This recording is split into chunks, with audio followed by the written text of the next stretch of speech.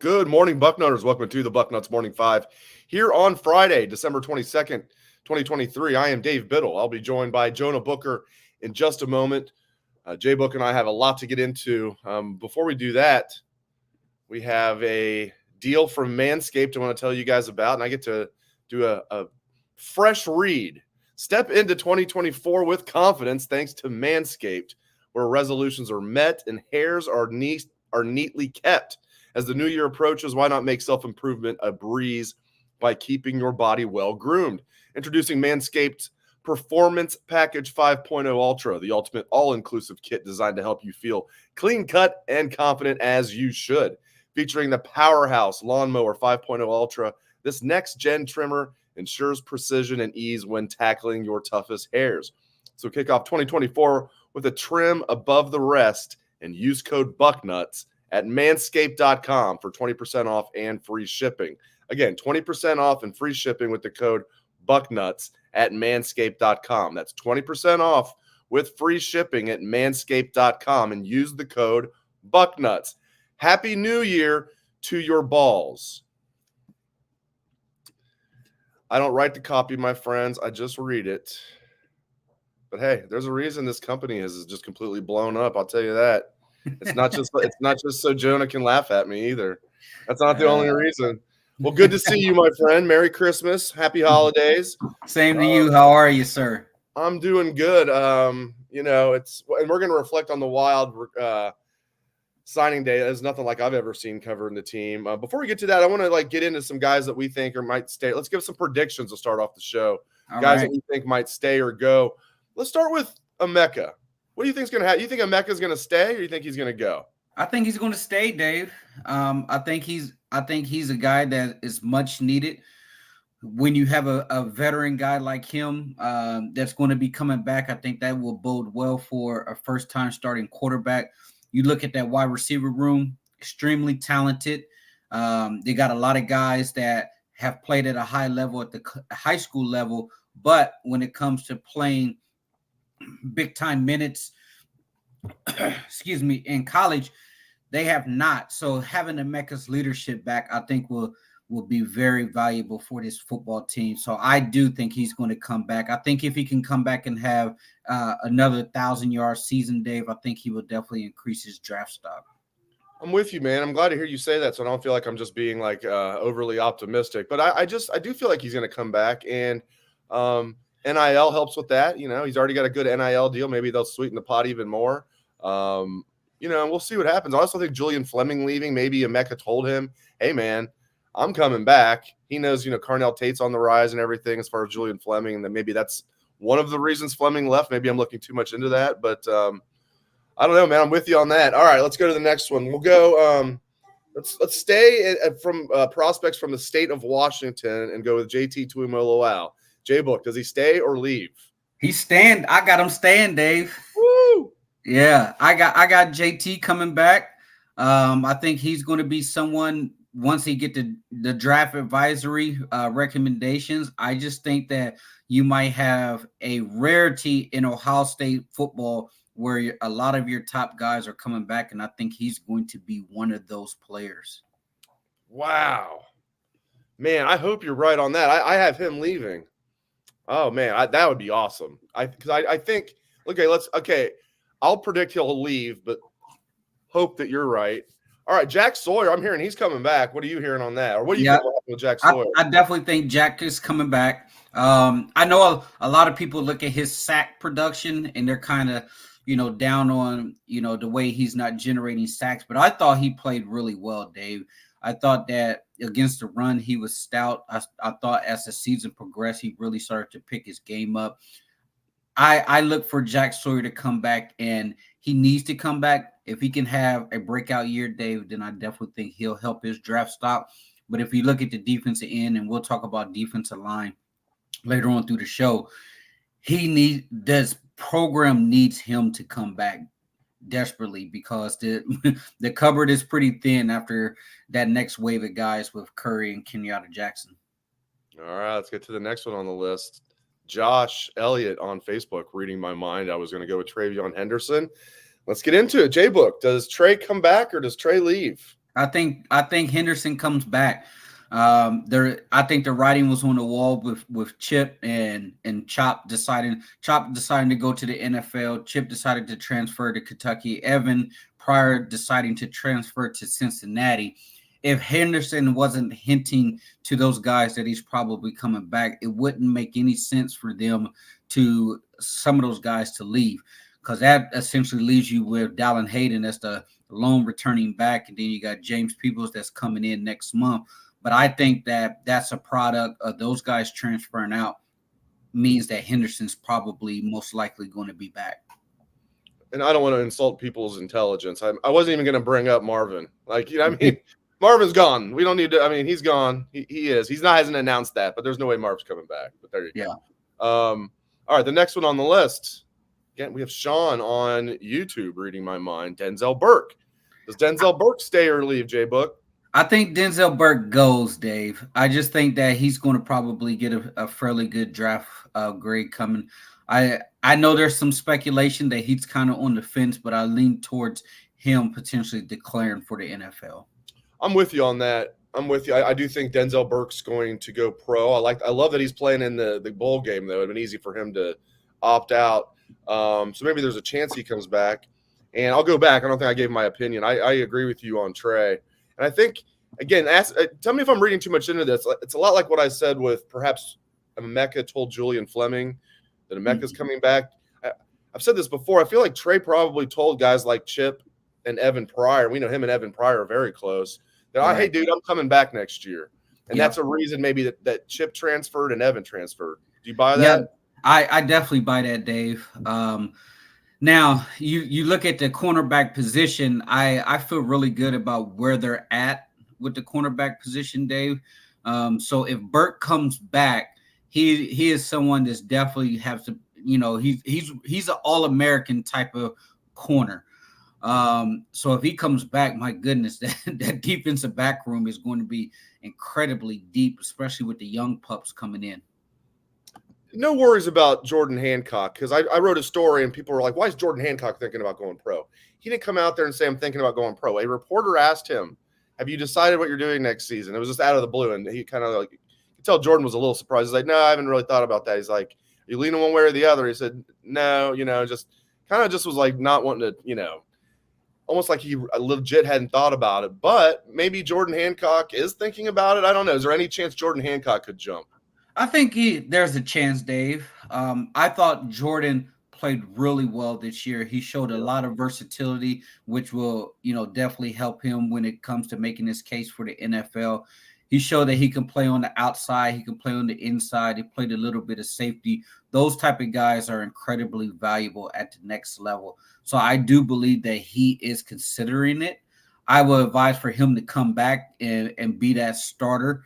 Or at least play the same role, play at another high level again next year. And then you can potentially have Jordan Hancock talking about, late first, second round type of corner right now.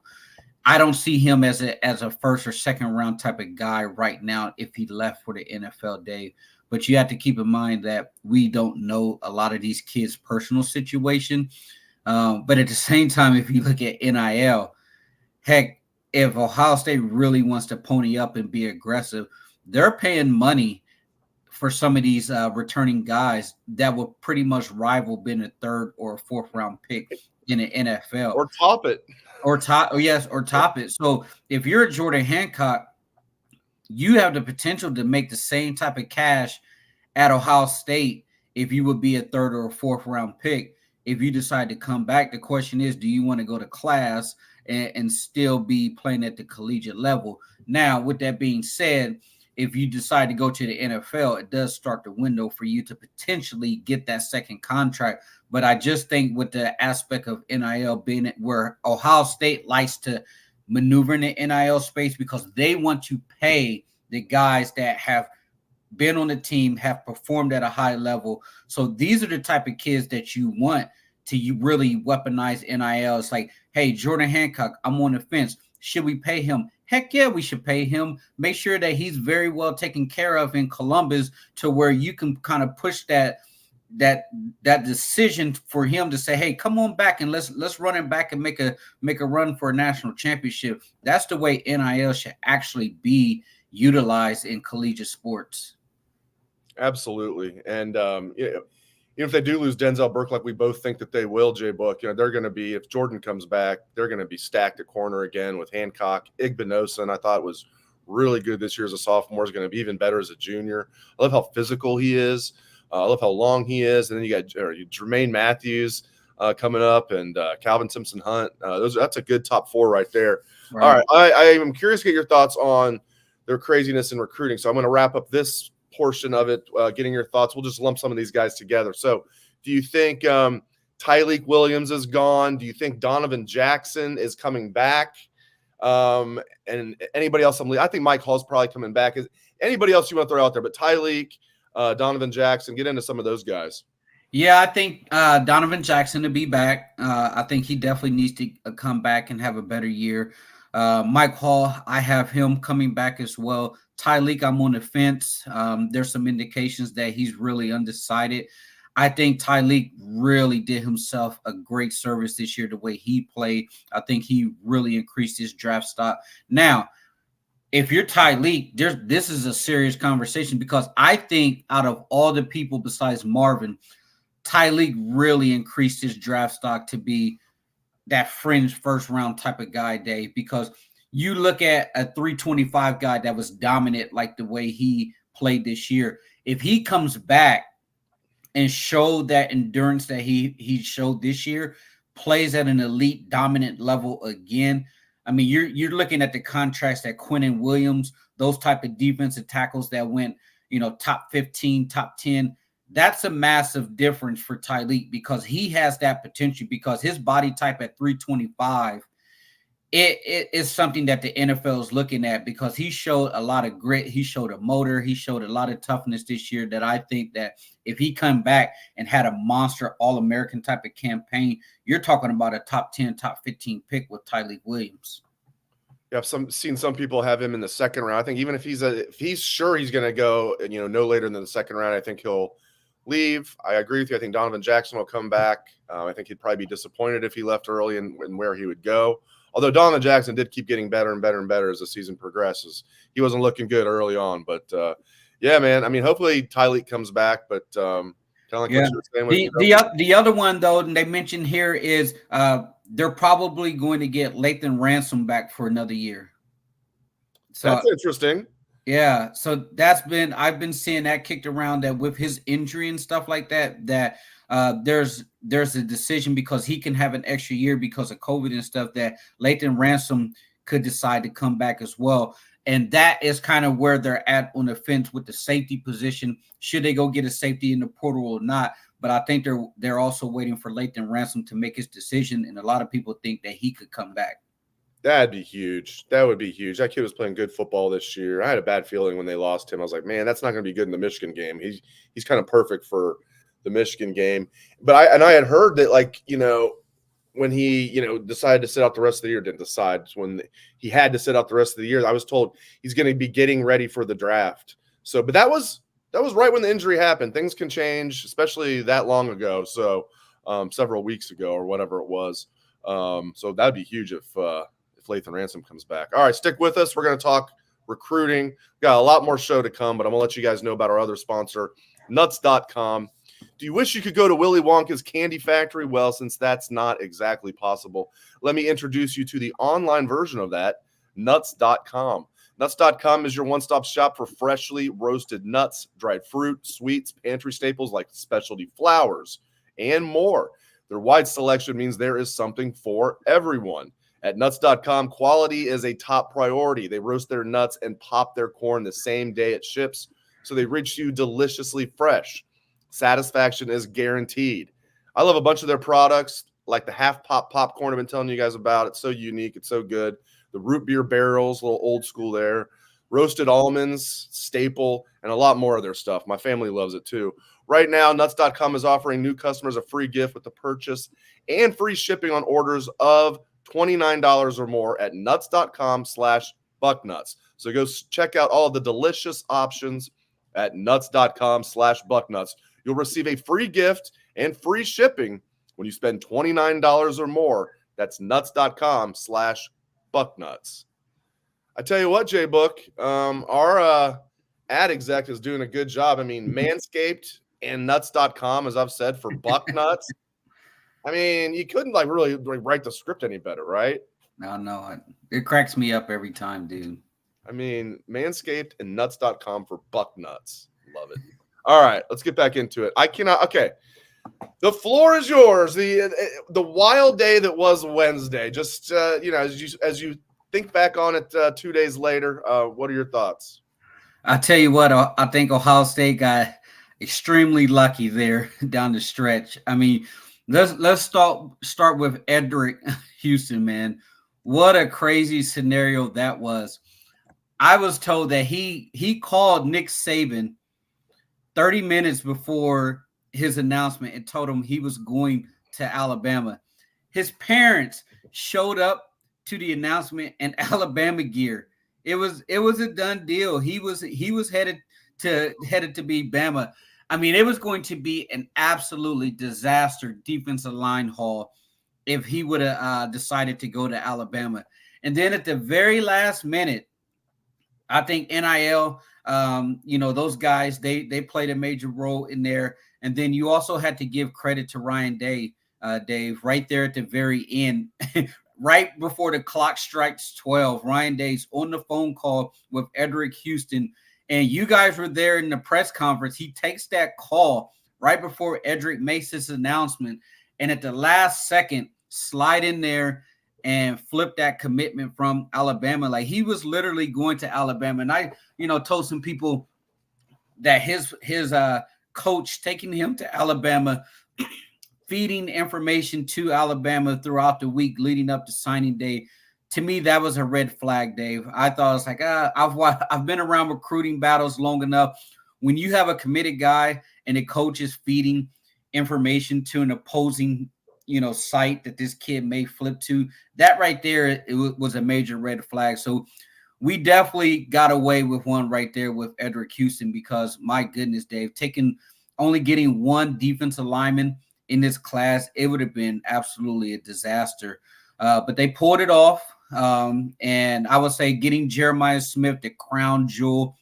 Like I said yesterday, I was listening to a lot of Miami podcasts throughout the day while I was doing some errands, and the word generational talent was being thrown around when it comes to Jeremiah Smith, a guy that, a lot of people, and I talked to Brian Hartline probably a year ago when he committed, and Hartline had told me Megatron. That's the type of wide receiver prospect that you're looking at when it comes to Jeremiah Smith. And this is directly from Hartline when he said a Megatron, a Julio Jones, young Julio Jones type of wide receiver. That's the type of prospect that you're getting out of him. There's no doubt in my mind he's going to see the field day one, Dave. No way that they're going to be able to pay him the money that they're paying him NIL wise, because Ohio State really stepped up to the table to make sure that they lock things down with him, because the amount of money that Miami was offering him was absolutely ridiculous. And for Ohio State to even make it competitive, but still also sell him on the aspect of being a first-round NFL talent, that right there is the crown jewel. Now you look at, the rest of the class, Dave. I think it's a really good class, not a great class. I still think Larry Johnson, kind of dropped the ball there with the defensive line. You absolutely needed more than two guys when it comes to recruiting. Edric, there's a lot of, discussion. Is he really an inside guy, an outside guy? Because after you look at Kenyatta Jackson, Caden Curry, they have zero true pass rushers on the depth chart. Now, you can supplement some of those misses when it comes to the transfer portal. But linebacker, I think they did okay at linebacker. I'm going to be biased, Dave, and say the cornerback position. To me, I look at what the cornerback recruiting came out with Tim Walton. I thought he did an absolute bang-up job being able to secure, Aaron Scott from Michigan, going into Glenville again, getting another elite corner, coming out here to Arizona, getting Miles Lockhart, who is an absolute beast, getting those 3 guys, I thought is critical for restacking that cornerback room, because I love the way Tim Walton. They're probably going to get good chance they're going to get Sanchez, the 5-star corner, coming up in 2 weeks out of Texas for the next class. So Tim Walton is on an absolute heater right now. I thought Tony Alford kind of dropped the ball, only getting 1 running back this class. Everybody and their mom knew that Jordan Lyle was going to flip to Miami. Not being able to pivot and have a plan B in case you lost Jordan Lyle, I thought that was a mistake from Tony, because he missed on his running backs last year because Mark Fletcher flipped to Miami. That was a miss there. So you look at the running back depth right now, it's very suspect, Dave. If Henderson, God forbid, decides to go to the NFL, you're going to have Dallin Hayden and James People. And we've seen the injury history of the running backs. We've had to utilize, 4 or 5 backs throughout the year in this program over the last several years. Now you look at Justin Fry. I thought Fry did a solid job. You really wanted that elite tackle. They weren't able to secure it, but I think they got some guys that he's going to have to develop, Dave. I think the potential is there. With Ian Moore and the Armstrong twins, I think those guys have the potential to be some ballers that can play here, but it's going to be contingent on Justin Fry developing them. We've got several people in the chat saying, well, didn't they just sign 2 backs? Sam Williams-Dixon's, even Pantone even said this when he signed. When he was like talking about each, he was like excited, but he said he's an all-purpose back. It's not the same thing. It's like, he's going to be playing a little bit, maybe in the slot, doing a little bit of this, that, maybe like kind of like the old school, like not even that old, but like Dontre Wilson H-back type under Urban. Right. Yeah, Sam Williams-Dixon, he's like your Dontre Wilson, maybe like your Curtis Samuel type of guy. Like, he's not necessarily a true running back like James People and Jordan Lyles was. So you can technically count him. How they have him ranked and stuff like that. But as you mentioned, Pantone and those guys, they look at him more as a hybrid. Yeah, I do love that they have James Peoples. It would have been nice to get another true running back in the class, but I really, really, really like James Peoples. And they're going to have to get a running back in the portal. Not even if Trey comes back, and not necessarily a guy that you bring in to be running back 1, but at least a guy that's competent and can get the job done, because you can't go into the season with just 3 scholarship running backs. Right. Hopefully Trey comes back.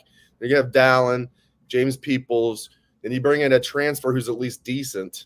And if you bring in a great running back, great. But just bring in somebody who's good, because you can't go into the season with just 3 scholarship running backs. All right. Hold on. Before we go on, I got one for you. Yeah. What do you think about Parker Fleming finishing 151st ranked recruiter in the Big Ten? Jeez. Well, at least he makes up for it by being a special teams ace.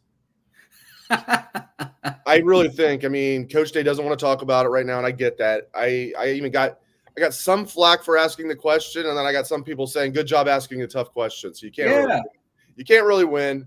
But anyway, I tend to think, I asked him if he's going to make any staff changes. I tend to think Parker Fleming's on his way out. A lot of smoke about that. There's also some smoke. Corey Dennis could be on his way out. He might be, and I might tell him to find it. I don't know. But Parker Fleming, I think they're going to tell him to find a new gig. You hearing James may elect to try to still be a graduate assistant? Because I think that's been like the biggest talking point. Like, it's been almost a foregone conclusion that Parker's going to be out so that they can elevate James Laurinaitis. There's been some chatter over the last couple of days that James may decide to stay as a graduate assistant, and there could be an additional assistant coming on if they decide to part ways with Parker Fleming. I wouldn't mind seeing, another defensive coach, Dave, someone who's going to be able to come in and really help that defense.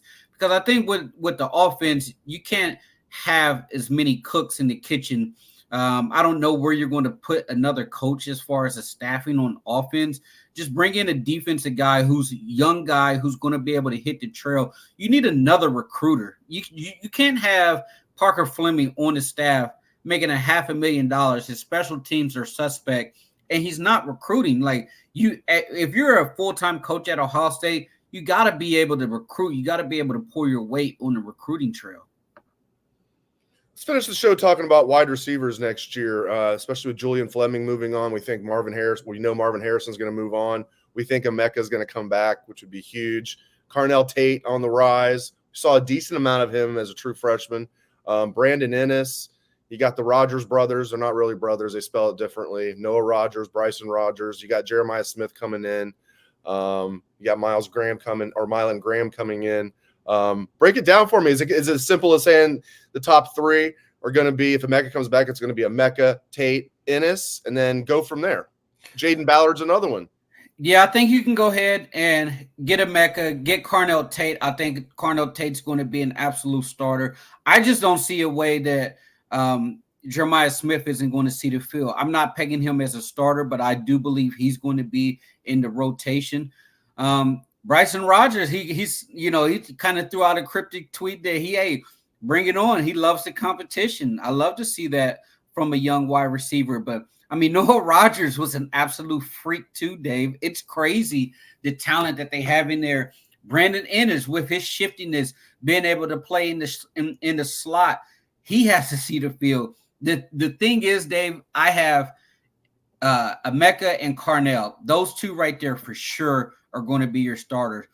But it's critical, absolutely critical, that Brian Hartline extends that rotation. He has to get more guys into the rotation. There is zero reason with the talent that they have in this upcoming wide receiver room that they shouldn't have at least 5-6 guys. Jaden Ballard, he's going to probably be in the rotation somehow. But, I mean, that's something that he's going to be starting here in the bowl game. I think this is a great opportunity for Jalen Ballard to show what he can do if he can really stretch the field here. So the thing about it, Dave, is I thought Ohio State, with the amount of reps that the starter wide receivers received throughout the season, played a role late in the season with heavy legs. We saw it last year. You start to see it a little bit this year. And I think with Emeka, as good as he can be, I think he needs to be in a rotation. I don't think he needs to play every single snap on the field. You have to be able to get some of those younger guys in there. Great stuff as always from Jonah Booker. Thank you very much, Jay Book. Go ahead. But before we get out, Dave, let's talk about this. Let's say all of the guys that we talked about comes back. Besides Marvin, you may lose, one or two more guys. But Denzel, we think Denzel's leaving. Yeah, Denzel's going. Let's bring it back full circle. What we start the show with. So let's say all of those guys come back. You look for this upcoming freshman class, Dave. The one thing you have to like about it: 15 out of the 20 guys that are freshmen will be on campus in 2 weeks. What do you? Thinking about this football team, Dave, quarterback position away from really making a national championship type run. What do you think? Because we've followed Ohio State football for a very long time, Dave. What is the one thing that has really held them back? Majority of the NFL talent left. What did you see from some of these teams from like Georgia, some of these teams like Michigan? A lot of their NFL talent decided to come back. This could be the first time that I can remember Ohio State where the bulk of their NFL talent decides to come back. And you combine that with a very talented freshman class that's coming in with the bulk of your guys going to be participating in spring ball. If Donovan Jackson comes back, you're looking at 4 out of your 5 offensive linemen that are going to be back. You're starting running back, deep at wide receiver. Your front 7 besides your linebackers are back. Your secondary is going to be absolutely loaded. To me, Dave, this is a national championship type of run roster if they get those guys coming back who could have opted for the NFL.